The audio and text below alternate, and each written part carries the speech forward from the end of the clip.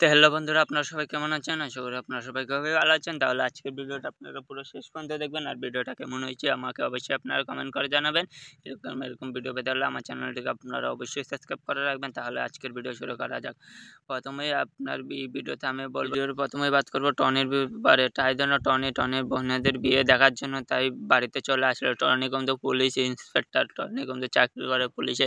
তাই জন্য টনির বন্ধুরা জিজ্ঞেস করছে তোর বোনেরা কার সাথে বিয়ে করছে। তাই জন্য টনি বলছে আমার বোনেরা অনেক ভালো একটা ফ্যামিলিতে বিয়ে করছে। তাই জন্য এদের বন্ধুদেরকে নিয়ে চলে যাচ্ছে। কিন্তু টনির বন্ধুরা তো এদের শফিক আর আসিনকে দেখে অনেক সন্দেহ করছে, বলছে এরা নাকি চোরটা। কিন্তু টনি তো প্রথমে বিশ্বাস করতে চাইছে না এর বোনেরার সাথে চোর দুটোর বিয়ে হচ্ছে। তাই জন্য টনি বিশ্বাসই করতে চাইছে না। এখন তো টনির বন্ধুরা টনিকে অনেক বলছে স্যার আপনার বোনেরা ওই চোর দুটোর সাথে বিয়ে করছে। তাই জন্য টনি ভিতরে গিয়ে দেখতে চাইছে।